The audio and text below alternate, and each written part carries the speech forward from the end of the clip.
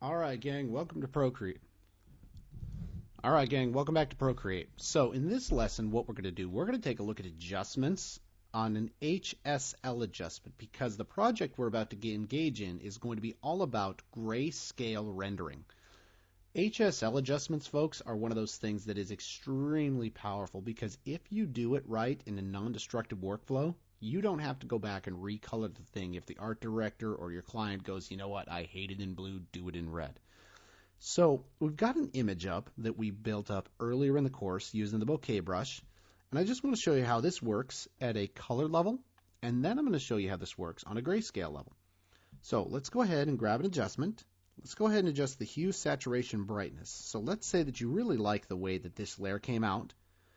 Now this is key. Adjustments only apply to layers. So make sure that you're on the second layer. By the way, I loaded this file up for you so that you could follow along. It's in your downloads. Grab your hue, saturation, and brightness. And now begin to shift the hue. You see here, if you like the spacing of the bokeh effect but you hate the coloring, you can adjust all the coloring through adjusting the hue of the layer. You can also adjust the saturation of these things. You see I can make it even gray by desaturating. And I can make it brighter or I can make it darker. So the hue, saturation, and lightness area is absolutely crucial in order to pull this thing off. Now, that's how this works with a color picture. Now, let me show you something about grayscale. And again, you don't have to do anything with this. I've included this file as well for you to work with. So let's go ahead and bring up this piece here. And let's go ahead and look at how I did this. I've got it on multiple layers. And now, if I'm working on this layer, this is what's called the wind line layer. And I decide that I want to do I don't know, let's do a greenish tint to the wind line layer. Okay. So I take this, I create a new layer. You guys know how to do this by now. And now I go in and I flood fill. Now, see what happens. I adjust the opacity down so that it's a little bit tinged to the green area.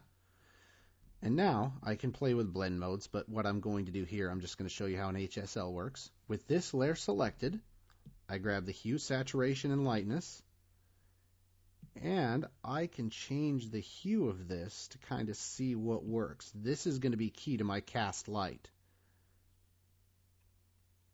So I might want a lot of saturation, I might want a little less saturation, I might want it to be a little lighter or even a little darker.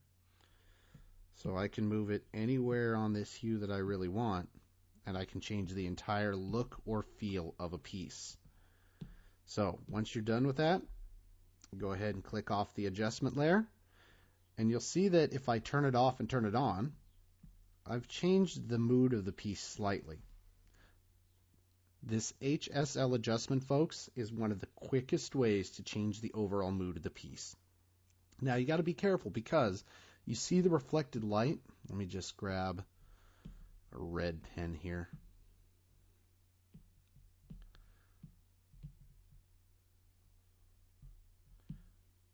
All right, you see the reflected light like right here?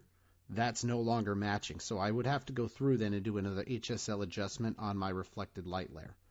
But that's all in why we work non-destructively in order to achieve the right color balance. There's a ton coming up. We're going to do a grayscale rendering project here in a second. So let's go ahead and get on to the next one and start rendering some stuff out. All right, see you in the next one.